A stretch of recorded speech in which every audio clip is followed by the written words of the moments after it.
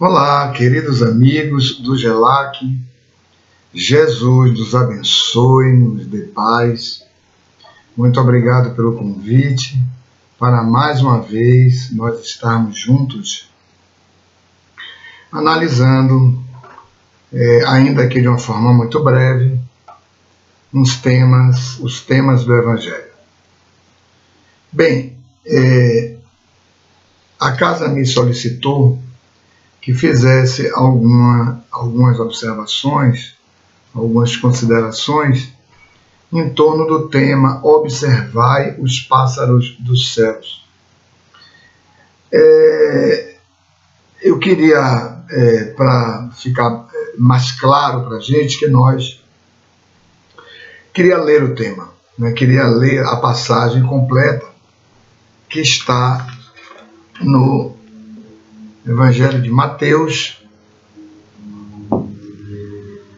capítulo 6, portanto, Sermão da Montanha, o 6 ainda está no sermão, capítulo 6, versículos 19 a 21 e 25 a 34, certo? Então eu vou ler essa passagem para a gente se apropriar dos exatos termos, que Jesus falou. Bom, ele diz assim: não acumuleis tesouros na terra, onde a ferrugem e os vermes os comem e os ladrões os desenterram e roubam. Acumulai tesouros no céu, onde nem a ferrugem nem os vermes os comem, porquanto onde está o vosso tesouro, aí estará também o vosso coração. Então, esse é o primeiro fragmento do que estamos examinando.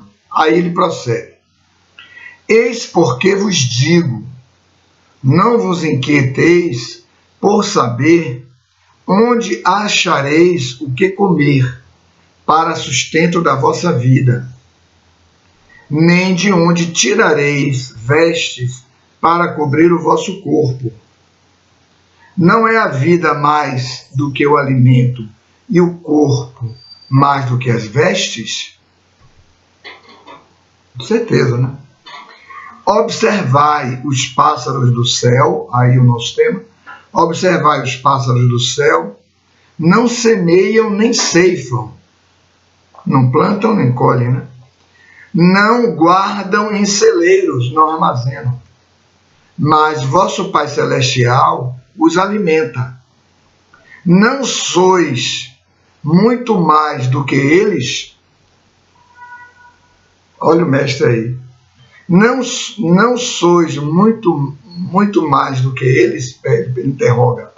É uma interrogação, claro que afirmando, E qual dentre vós o que pode, com todos os seus esforços, aumentar um côvado a sua altura?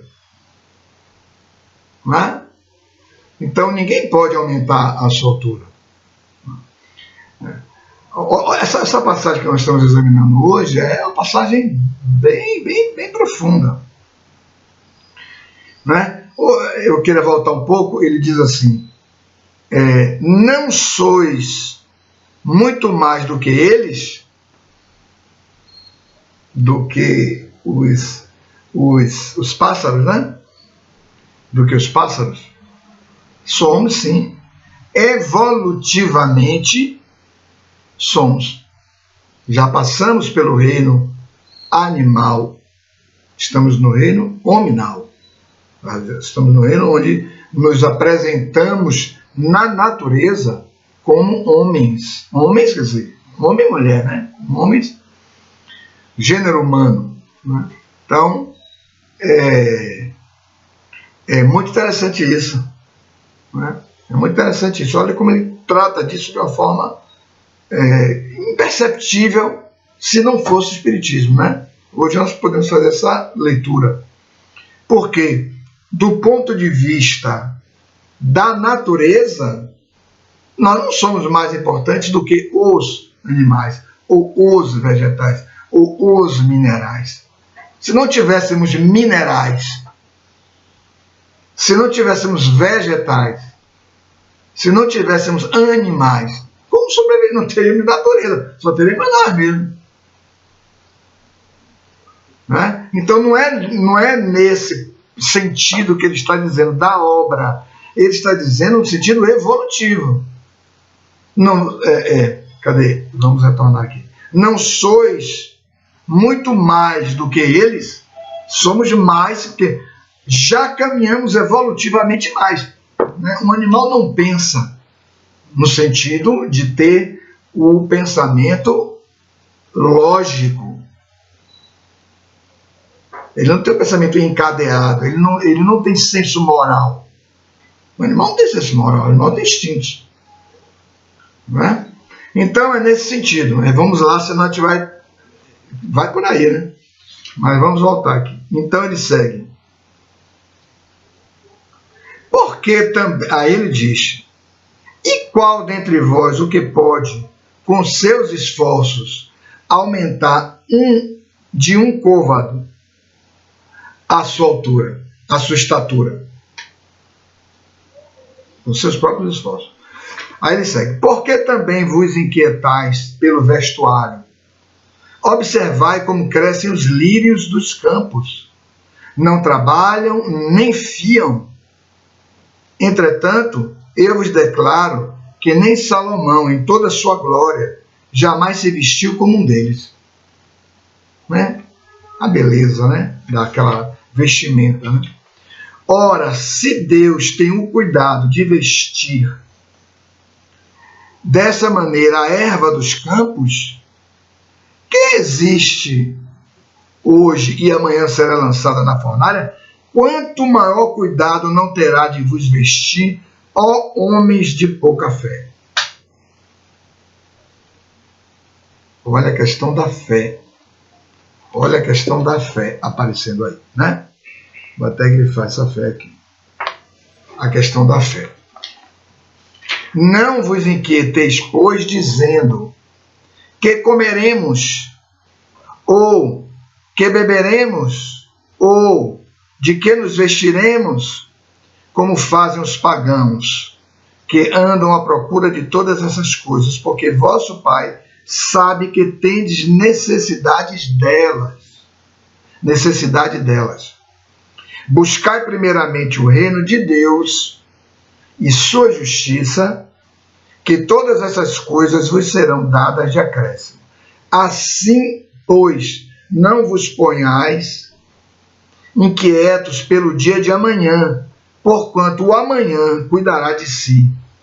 A cada dia basta o seu mal.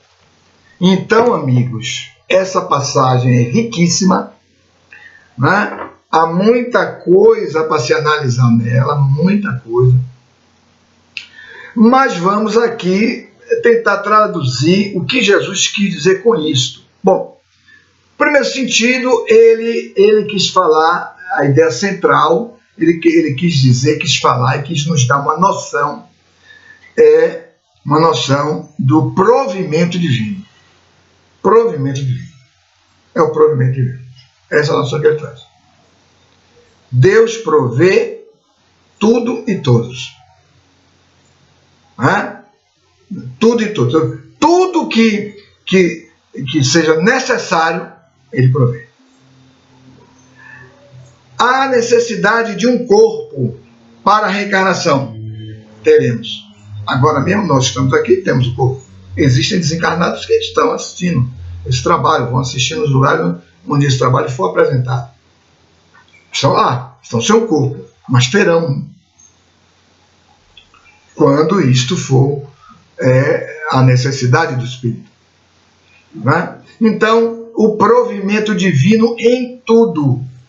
Daí ele vai trazer nessa passagem o quê? Um aprofundamento da noção de fé. Um aprofundamento da noção de fé.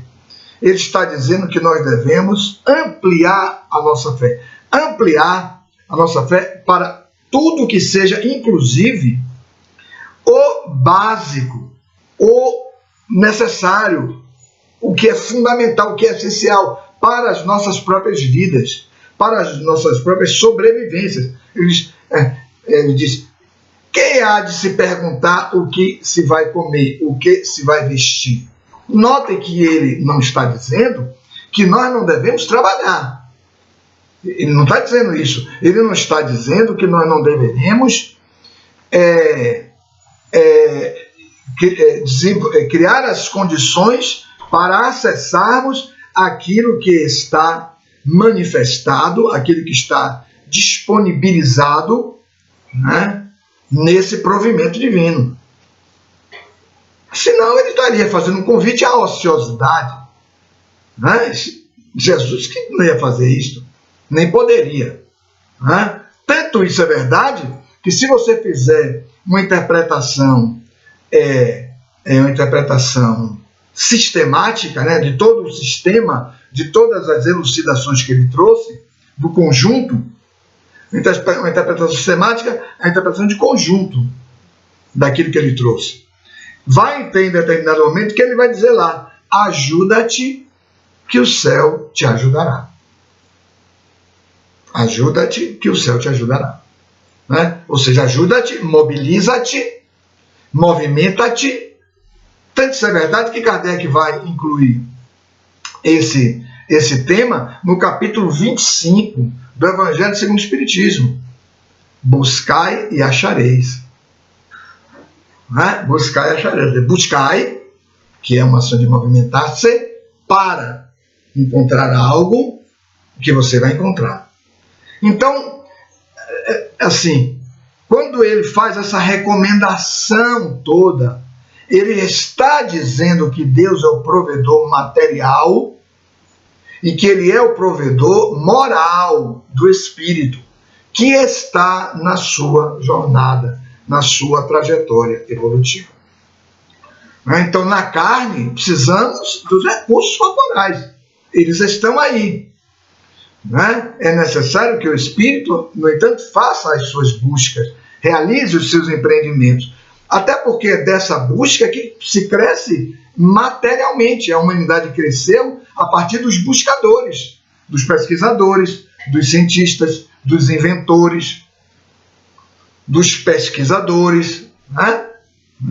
Então, todas essas pessoas, quantas vezes o crescimento da humanidade nas questões materiais, né, nas questões da medicina, da farmacologia, não esteve nas mãos dos empresários. Queriam ganhar dinheiro.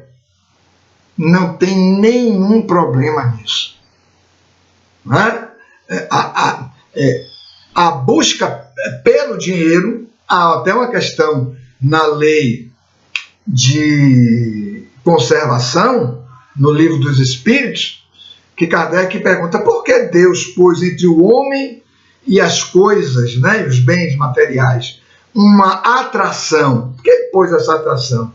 Aí os Espíritos respondem: para que você, para testar os indivíduos no seu aspecto moral e para fazer com que os homens pudessem ter o interesse de cumprir as suas tarefas.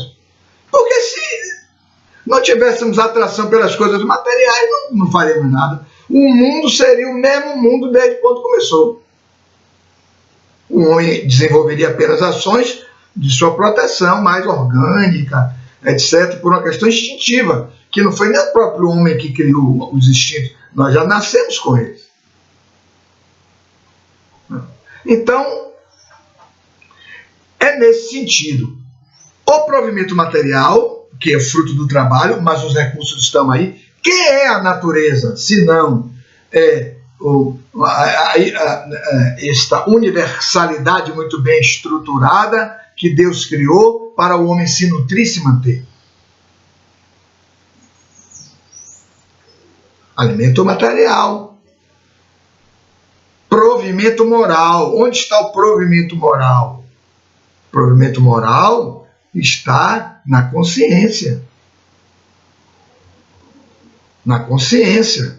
Que nós, nos momentos mais difíceis, nos momentos das faltas, nos momentos das fraquezas, morais, onde as nossas resistências morais estão pequenas, Jesus aconselha, por nesses momentos, né, use a prece, vá à oração, entre nessa ligação, nessa conexão direta com Deus. É direto, essa conexão é direta. A oração é uma conexão direta com Deus, que Ele vai prover. Pedi e obtereis. Buscai e achareis, pedi e obtereis. Então notem que esses núcleos, batei e abre-se-vos-á. Batei e abre-se-vos-á. Então há uma porta para traspassar. Precisamos chegar até ela, e quando chegarmos, batermos para que ela se abra. Porque bater é uma conduta que pede força, que pede ação, atividade. Então, amigos, quando Jesus traz tudo isso para a gente, é como se ele quisesse dizer assim: não deixe que o medo domine você. Não deixe que os instintos limitem a sua ação evolutiva moral. O medo de não ter leve você a se tornar ou se imaginar alguém vendável. Vender-se a si mesmo, para poder subsistir. Fazer a venda dos outros ou a aquisição de uma outra pessoa, como se fôssemos todos objetos. Vender, comprar, etc. Pagar para comprar, para ter sob seu domínio. É nesse sentido. Então, o medo leva o indivíduo, interdita o indivíduo à ação do coração. Então, a ação do coração está interditada. Está interditada. Então, não fazemos porque temos medo de perder, medo de fazer isto, medo de não ter para nós.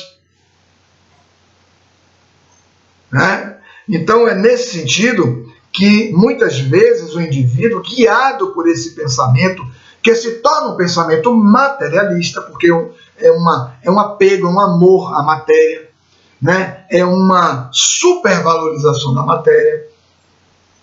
Então o indivíduo, ele, de certo modo, ele se prostitui moralmente. Ele é como se ele fizesse com que os seus valores, valores do coração, fossem todos prostituídos, vendáveis, trocados para um benefício no campo material. Ele diz, então, que não seja assim, porque Deus provê. Não seja assim, porque Deus provê. Aí ele cita, as aves não plantam, não ceifam, não colocam em celeiros, mas se alimentam todos os dias. Olha como ele fala. Os lírios, eles não tecem a sua própria beleza, mas Deus conduz a essa beleza a eles. Dá a eles essa beleza. Porque, na verdade, o que ele está falando? Ele está falando em um aprofundamento da fé, uma ampliação da fé, um desenvolvimento desse sentimento que é a fé. Tanto menos estejamos apegados às coisas materiais e dependentes das coisas materiais, mais estaremos livres no coração. Porque os sentimentos do coração, eles vão aparecer e nós vamos realizar. Então, é como se ele dissesse, os Espíritos vão confirmar no livro dos Espíritos, o necessário nós teremos. O necessário nós teremos. É porque é lei. É isso que Jesus está querendo dizer. Em outra passagem, Jesus pergunta assim, que filho pede um pão e o pai dá uma serpente? Ora, se entre vós que sois maus, quer dizer, inferiores, né? Mal no sentido de inferiores, nós somos moralmente inferiores ainda. Se entre vós que sois maus, dás boas coisas aos seus filhos, que dirá o Pai que está nos céus? Olha aí que coisa bonita, né? Do nosso mestre, né? Como ele nos esclarece sobre essa realidade. Então, o necessário teremos. Agora, qual é o problema? O problema é que, às vezes, queremos ter além do necessário. Bom, aí agora já está por nossa conta. Além do necessário, já está por nossa conta. Porque eu vou tomar do meu tempo, da minha atenção e da energia que eu tenho para angariar, recolher coisas, objetos, bens, que não são necessários para a minha sobrevivência nesse curto espaço de tempo que é uma encarnação. Encarnação é um curto espaço de tempo. Por mais que alguém viva 80, 90, alguns 100 anos, é muito curto. É muito curto. É um tempo muito curto. Eu mesmo estou chegando a 60. Agora, para o ano, eu faço 60 anos. Quer dizer, é muito rápido. Tudo é muito rápido. Não é? Às vezes você nem percebe. E muitos nem vão chegar aos 60. Nem vão chegar, vão desencarnar antes, no meio do caminho. Com 30, com 25, com 40, vão ficar no meio do caminho. Mas a mente toda voltada para as coisas materiais. A pergunta é, de que valeu a encarnação?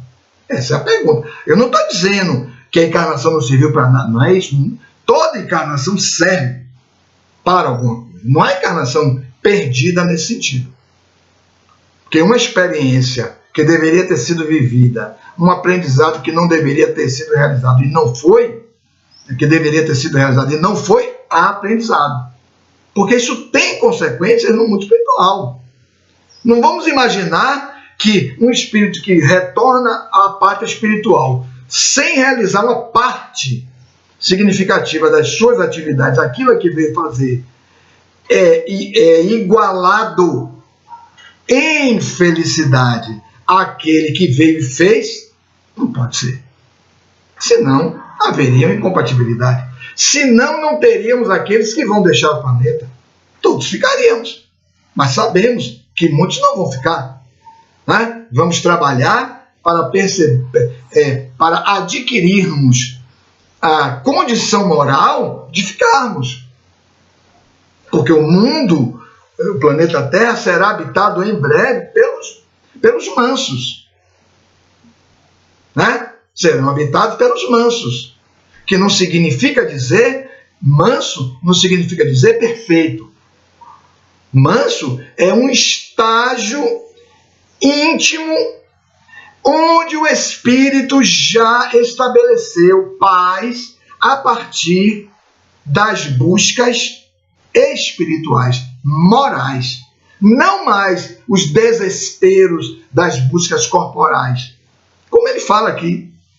Olha aí um outro ponto que nós chegamos. Quer dizer, não haverá mais desesperos. O desespero que me faz levar você a um erro, induzir você a um erro.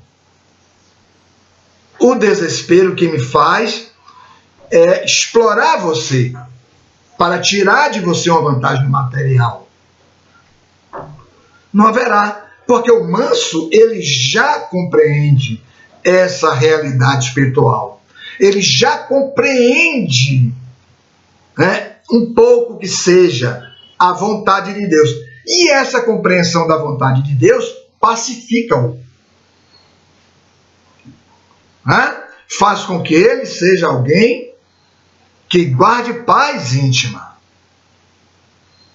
pela fé que desenvolveu. Então ele percebe que há uma ordem no universo. Cada vez mais a ciência traz essa ordem. Santo Tomás de Aquino no século XII, eu posso estar enganado, mas século XII, Santo Tomás de Aquino já dizia isso. E olha que Santo Tomás de Aquino morreu novo. Novo, acho que morreu com 35 anos, se não me engano. Morreu com uns 35, nessa faixa aí de idade aí. Mas ele elencou alguns fundamentos para que o homem ele pudesse ter fé em Deus, né? Então, um dos fundamentos que ele traz e o último, né, dos 4 que ele elenca, que ele coloca, né, sobre a causa e efeito e tal, mas aí no final ele diz, se todos esses fundamentos eles não forem suficientes para lhe convencer do que eu estou lhe dizendo, Santo Tomás de Aquino, ele diz assim, há um que é inevitável, intransponível, um argumento que é intransponível. Existe uma ordem no universo. Pronto. Note a perspicácia desse espírito. Olha que nós estamos falando de algo que aconteceu há 9 séculos atrás. Nós estamos ali, naqueles meadozinho ali da Idade Média, meu amigo, que não é coisa simples, não. Aquela Idade Média, que começa no século V e acaba no 15º, foram 10 séculos, foi um desastre que a igreja, né, e outros credos, etc., e religiosos em especial, eles fizeram com a mensagem do mestre.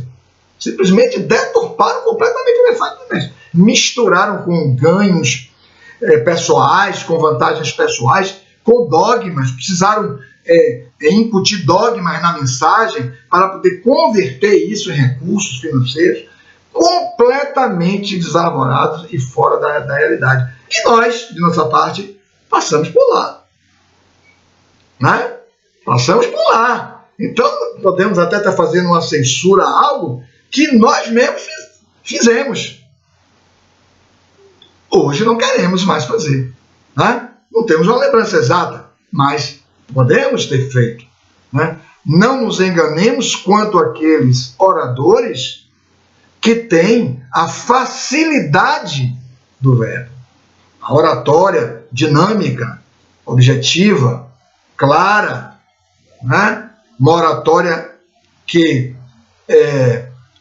apresenta de um modo nítido os fundamentos de uma determinada doutrina, todos eles não adquiriram isso agora, não. Claro, existem os processos intuitivos, etc., nos trabalhos mediúnicos, etc., como a oratória, claro que existe.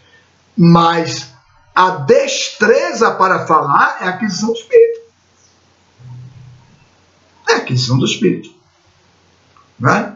Então, amigos, notemos que a ordem ela vai ampliar a fé, que é esse sentimento, esta confiança, esta certeza em Deus, há uma certeza em Deus, que vai levar o indivíduo a ter esperança. Amigos, a esperança é simplesmente o sol para o Espírito. É o sol para o Espírito. É onde ele vai alavancar as forças para realizar as tarefas. É onde ele vai ver a tarefa, vai se candidatar a ela e vai realizá-la. Pela força da fé. Por isto é que Jesus usa na sua elucidação a fé o tempo inteiro. Notem aqui como ele fala aqui, ó. Aqui, ó. Lemos aqui hoje isso já. Ora, se Deus tem um cuidado de vestir desta maneira a erva dos campos, que existe hoje e amanhã será lançada na fornalha, quanto maior cuidado não terá em vos vestir, ó homens de pouca fé. Perfeito com o que a gente está contando aqui agora, né?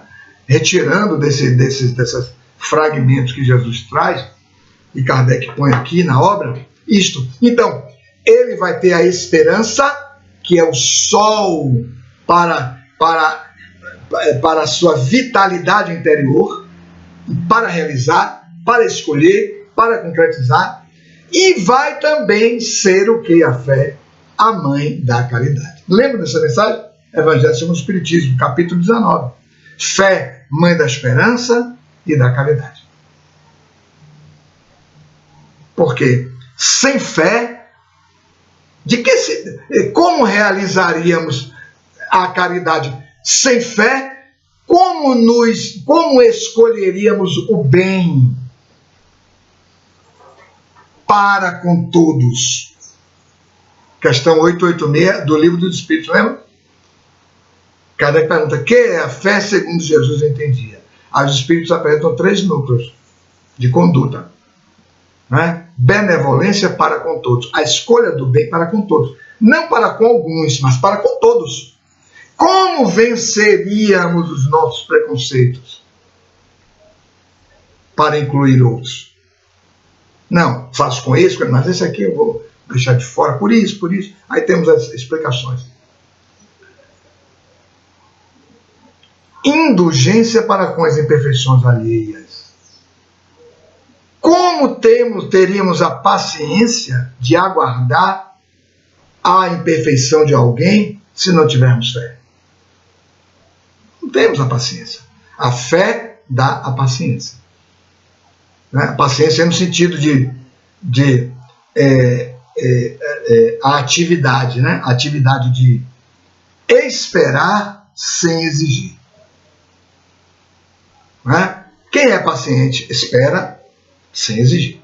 Se você espera, mas fica se queixando, cadê? Não chega, tá ali, mas não tem paciência.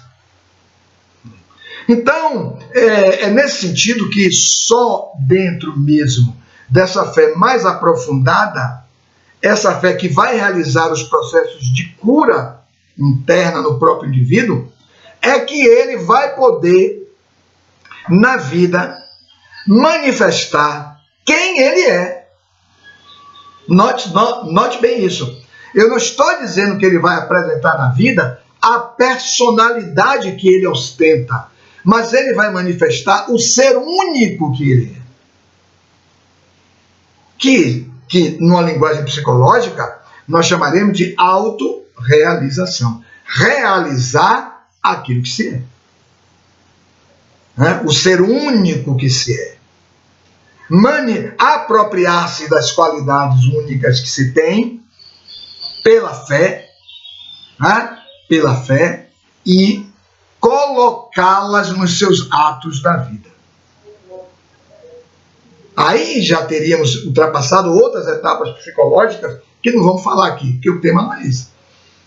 Mas essa é a etapa final. A autorrealização é a etapa final. É uma etapa de você ser quem você é e quem Deus espera que você seja. Nesse processo de individuação. Processo de individuação. Ser o indivíduo que se é, único que se é. Muda tudo. Muda tudo. E no próprio sermão que nós estamos falando hoje, esse trecho é do sermão, Jesus vai dizer, vós sois o sal da terra. Ou seja, somos aqueles que daremos sabor às nossas relações. O que é que o sal faz? Conserva, tem várias propriedades, conserva, ativa o sabor dos alimentos, ou seja, você ativa o sabor do outro e dá sabor à relação. Né? Uma comida sem sal, comida insossa, ninguém quer comer. Come, mas ninguém quer comer. Uma relação sem sal, ou seja, uma relação onde o outro só nega na relação as qualidades únicas, particulares, próprias, que só ele tem, a relação está esvaziada. Vive-se. Mas a relação está esvaziada. Né? As dificuldades, as brigas, as discordâncias, as animosidades, é uma relação de amizade, uma relação de trabalho, uma relação conjugal, uma relação social, né? Nós estamos vendo aí o nível que nós estamos encontrando no mundo nas relações, no Brasil em particular, vemos as agressões, as violências, as desqualificações das pessoas, como elas estão acontecendo de uma forma banal e tal. Porque ninguém se imagina o sal. Muitas vezes o indivíduo se imagina superior, que é diferente e que é uma inverdade. Né? Então, amigos, a fé, pois, acalma e torna resignado o homem. A fé acalma e torna resignado o homem. Correto? Aí, eu estava me recordando, quando eu estava me preparando para a gravação dessa palestra, que há uma questão no Livro dos Espíritos, na Lei de Conservação, onde Kardec pergunta aos espíritos sobre o extremo. O extremo. Qual é o extremo? O extremo é você procurar, com todos os recursos que eles estão disponíveis, inclusive todos os recursos da sua inteligência, os recursos para sobreviver e não os encontra. Lembram dessa questão? Essa questão é muito interessante, tem a ver com o nosso tema. Aí eu decidi pegar a questão para nós lermos aqui. Podia falar no passant, mas é melhor ler, viu?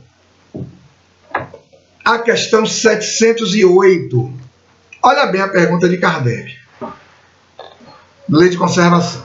Não há situações nas quais os meios de subsistência, de maneira alguma, dependem da vontade do homem, sendo-lhe a privação de que mais imperiosamente necessita uma consequência da força mesmo das coisas?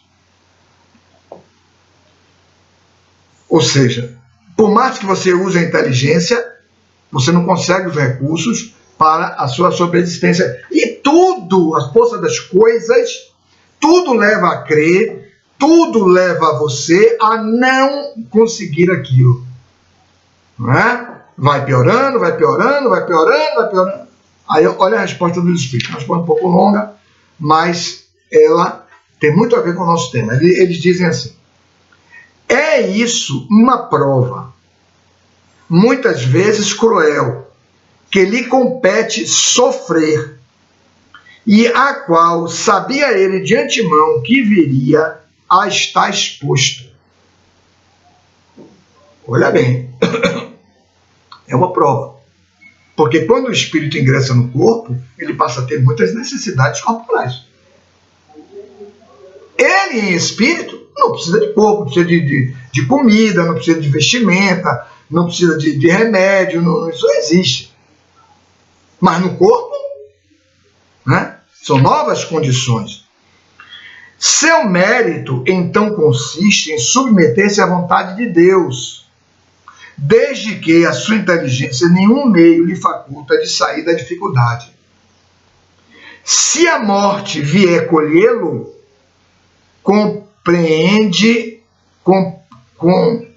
cumpre-lhe recebê-la sem murmurar, ponderando que a hora da verdadeira libertação soou. Verdadeira libertação, porque a libertação não está na segurança das coisas.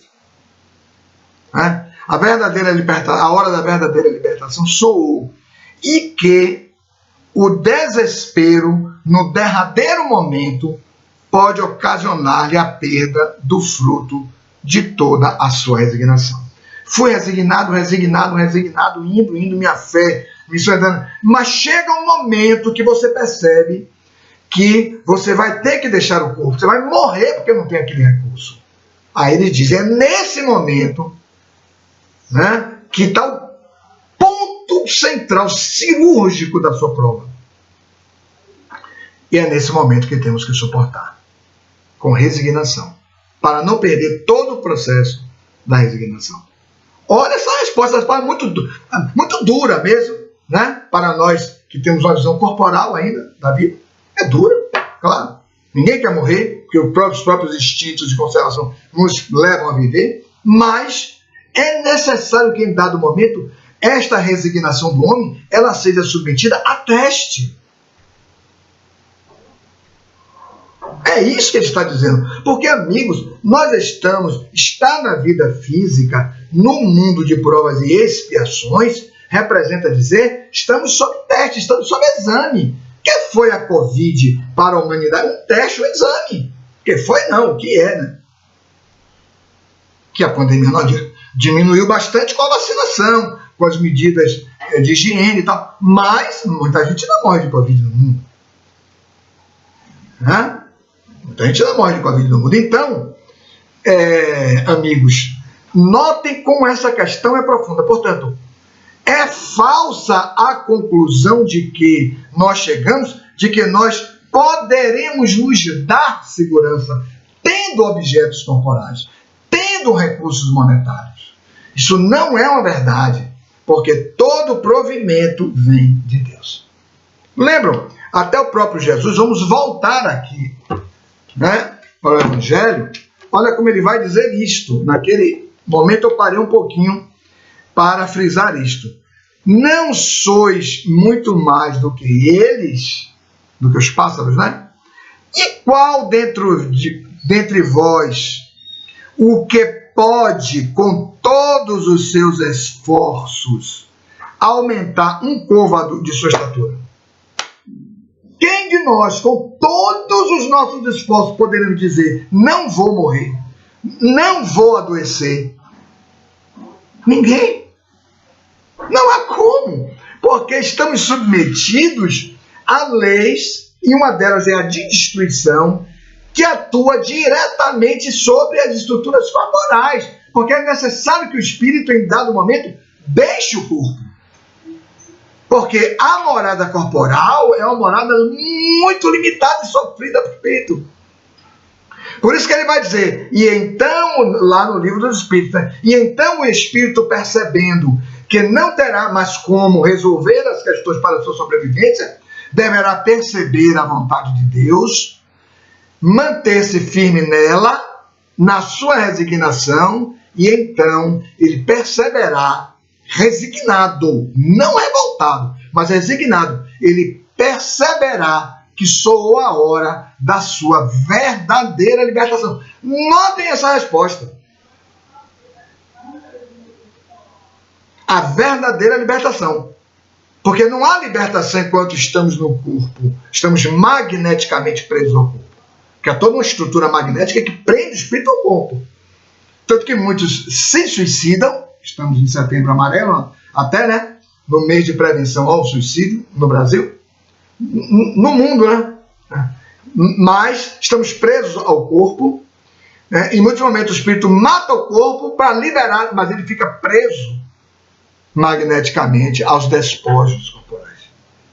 Muitos ficam, né? Principalmente naqueles reincidentes da fuga pelo suicídio. É uma fuga moral. Uma fuga moral. Então, amigos, eu queria deixar essas breves reflexões. Fé, mãe da esperança e da caridade. Então vejamos que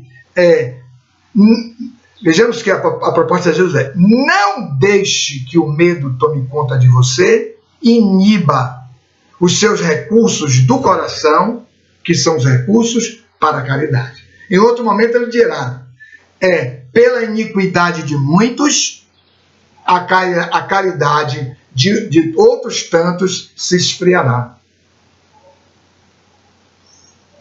A caridade se esfriará. Não é? E não sejamos nós aqueles que daremos exemplos para que a caridade de outros tantos se esfrie. Porque a caridade é o ato do coração. É o ato do coração. Muito embora também guiado pelo mental, pelo raciocínio. Não é? Ok, meus amigos? Eu queria deixar essas breves reflexões para os queridos companheiros do GELAC. Paz para todos, bons trabalhos, bons estudos, boas reflexões. Jesus nos abençoe a todos.